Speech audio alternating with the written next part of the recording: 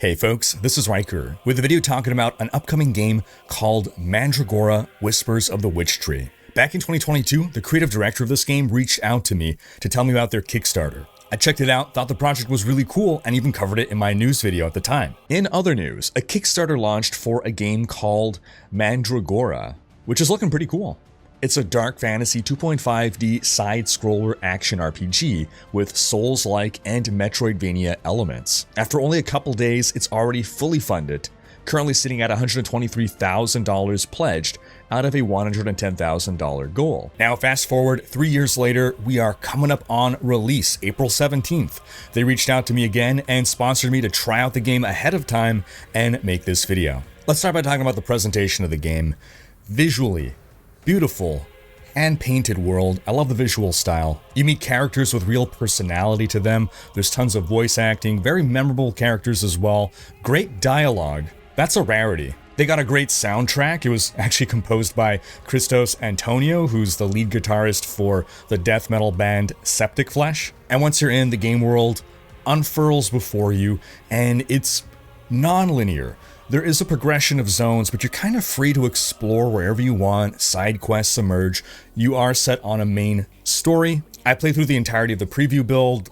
It was about 12 hours, including time spent exploring every nook and cranny and trying to get all the side content done, and I'm very much looking forward to playing the rest of the game at this point. One thing that's really cool about exploring the world is you start to find a lot of interconnections between different areas.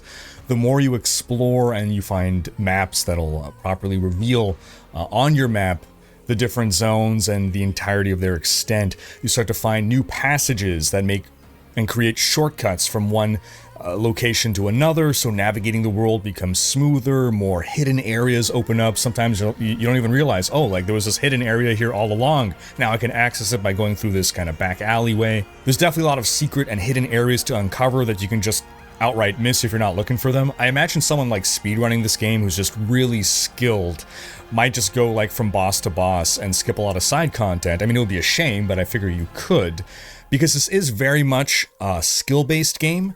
You can make up for that by kind of farming if you really want to, but skill matters. The combat very much is skill-based, learning the timings of enemies. Enemies hit you for quite a bit of damage. There is platforming in the game. I wouldn't say the platforming part poses a challenge, so if you're not good at platforming, I wouldn't worry. There is a lot of verticality to the world. There is a lot of exploration with the platforming, but it's not trying to gotcha oh, you were 2 pixels off and now you fell to your death kind of thing. There's a wide variety of enemies. You get to learn their different attacks, how best to counter them, how best to dodge, whether you want to duck under their attack or jump over it or dodge through them, whether you want to time it, whether you want to block them before they can pull off their attack. And the bosses themselves, maybe you get lucky and you take them down on your first shot. Maybe you gotta kind of learn their mechanics a bit before you can take them on.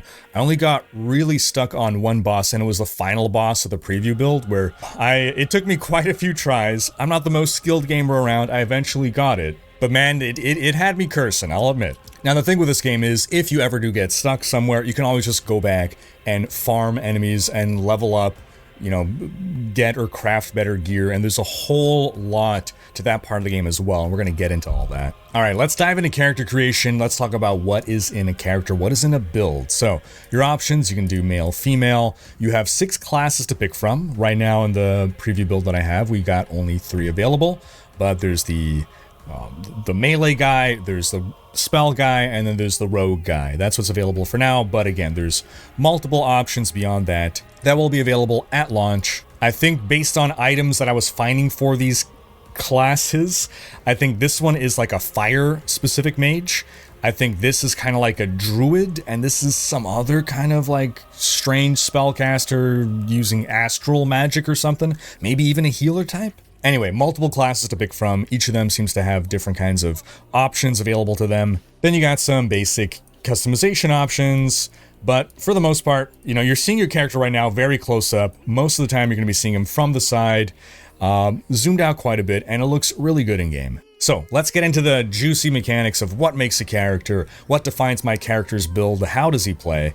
So let's start here on the character menu. First off, my gear here, what are you looking at? So this is the gear I have equipped. I have a sword, I have an offhand catalyst. You could have 2 sets of gear equipped. It's something that I've been debating getting into, but you can, weapon swap between them. I'm theory crafting different builds where you might want to swap between one setup and another. A weapon is going to have a weight, it's going to have a speed, it's going to have a stagger, how much it potentially, staggers or stuns or interrupts an enemy. Stamina cost, because you have your stamina bar over here. That's the green bar at the bottom. Things like a dodge roll costs you stamina. If you're sprinting, it costs you stamina, as does every weapon attack, of course. Then the damage, different weapons are going to scale based on different attributes. And we'll go over the attributes in a bit here. Now for the armor that I have equipped, chest, helm, gloves, pants, and cape. Again, these have weight. They grant poise. Poise is how resistant you are to stagger. And they might grant other stats like armor, spirit defense, etc. Maybe a crit chance, crit damage. So you have choices over what gear to take. So I found a bunch of leather armor. You start off with some mail armor, right? You can get cloth armor as well. So you start to find a lot of gear over time. You can craft gear. You have 4 ring slots. Rings can do different things as well. You cannot double stack the same ring. So you got some things to think of there. Then you have your consumables, so you can have up to 10 consumables equipped and you can cycle through them. There's all kinds of different consumables from your standard potions to various kinds of buffs. Now we're going to bring up the advanced stats a bit just to show you some of the number crunch, but also to explain a little bit more what's in a build. And one very important thing that determines how you play is going to be your equip load. Now, equip load is an important one, and this is why the weight of your gear matters. The weight of what you're carrying in your stash doesn't matter, just what you literally have equipped. Because the higher your equip load, well, things start to happen. And you can always look in the glossary. They have this fantastic glossary that explains literally everything in the game that you can possibly be wondering about. So if you have a super light equip load, well, you get quicker and longer evades and rolls.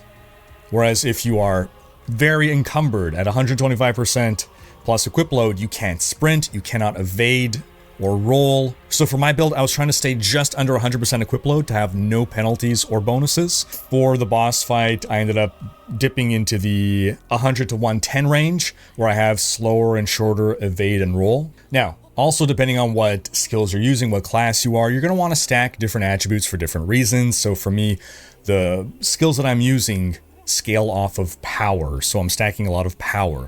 Knowledge is what gives me mana. I need a lot of mana. Vigor is going to affect your equip load. And if ever you're wondering what any of these things do, again, the glossary is phenomenal. Well, let's take a look at the talent tree now. This is my current character build. Again, you have all of your stats laid out for you on the side, but you start off down here. Now, every class, which there are 6, has its own talent tree. So in my case, I was building for a couple of things. First off, I was building towards weakness, so that I can apply weakness to enemies. So I have over here increasing my weakness chance by 5%. My current weakness chance is 19%. That's partially from my talent tree, partially from the gear that I have that I'm stacking weakness percent as an affix. Then I pathed over here for some knowledge because I want to get this. Casting a chaos spell has a chance to give you a stack of free cast.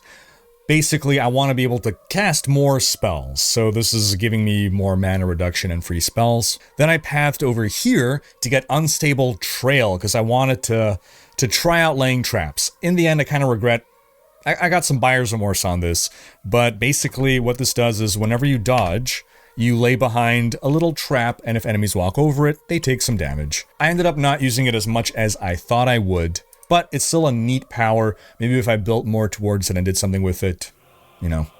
Then I pathed over here. I got some increase in crit damage. It's based on the target's missing health. These nodes over here with the multiple little dots in them, when you get one of these, you're able to choose one of multiple attributes. So whereas here it's like you got knowledge, you got knowledge, you got knowledge, this is pick one of like 4 different attributes. Then I pathed over here. Dealing chaos damage increases your magic crit chance by 1%. Dealing magic crit damage resets this effect. So you get a stacking bonus to crit chance until you crit, helping you crit, of course. I got this over here, Chaos Remnant. This one's pretty neat. Certain actions have a chance to create a chaotic remnant nearby, which grants 1 of 3 bonuses when picked up. So you're just kind of playing the game, and like you're going to see little things popping up, and you walk over it, And when you walk over it, you get one of these bonuses. It's either going to give you back mana, it's going to give you relic charge, or it's going to give you a damage absorb shield.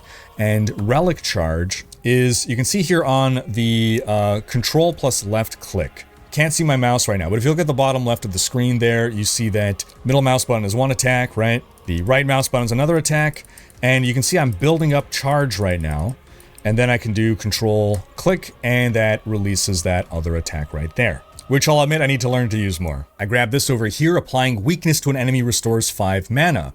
That's the main reason that I wanted to stack weakness, so that I can get mana back, because mana does not regen on its own.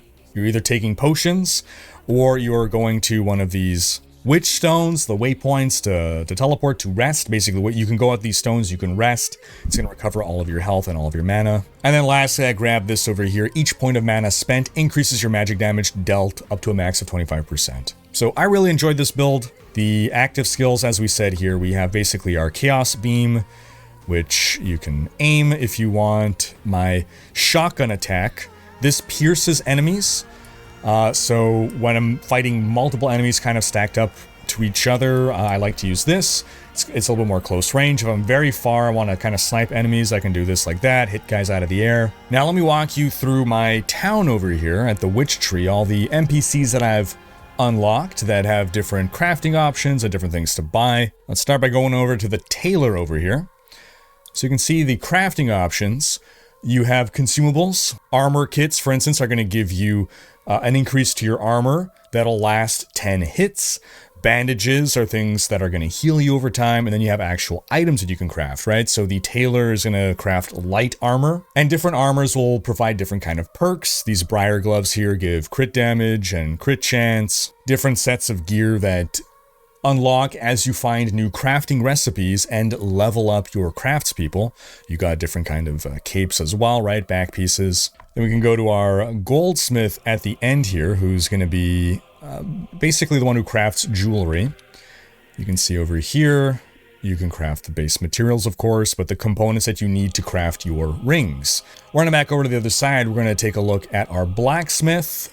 Being a mage, I didn't really wear all too many blacksmith items, but I unlocked him at first. So since he was the only craftsman I had, I think I crafted myself some gloves or something.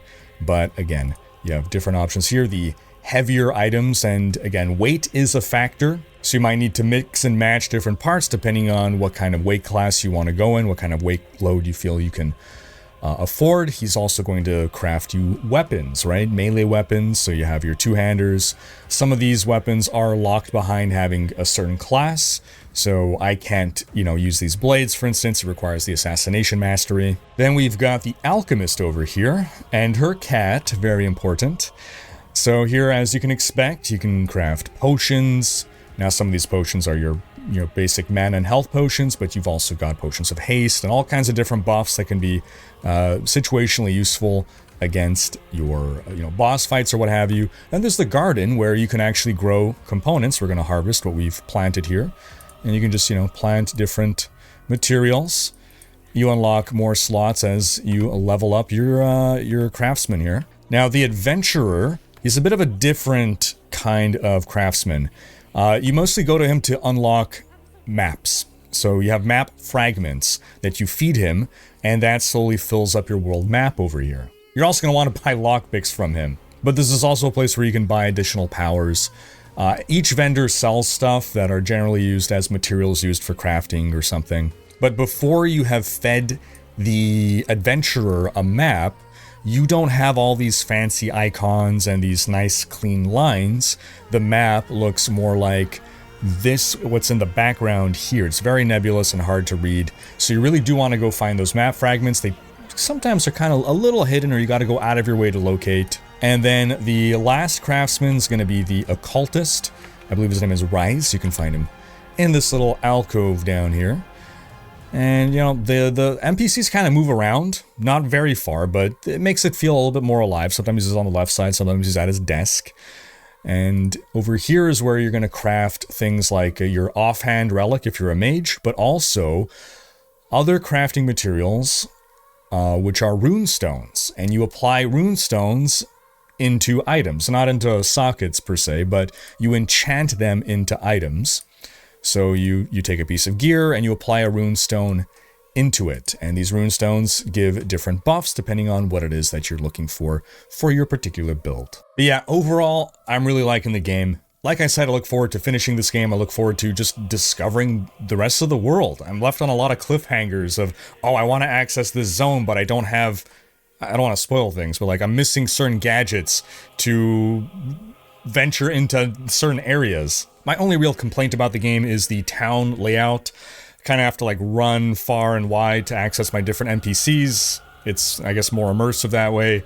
You know, as an ARPG gamer, I just kind of want, you know, my town portal waypoint and then all the NPCs that I can interact with right around it, but not the end of the world. As a reminder, Mandragora is launching April 17th. You can get it on PC, PS5, Xbox Series S, X, and Nintendo Switch. And if you pre-order now on Steam, you can actually start playing the game immediately. For pre-ordering, not only do you get some digital goodies, but you also get access to 2 preview builds. But if you still want to see more, first, a brand new trailer for Mandragora just debuted at the Future Games Show. Go check that out. But that's gonna wrap up this video, folks. Do click the link in the description to check out Mandragora and support the channel. Thanks for watching, and subscribe to join Rhykker's Raiders for more gaming content.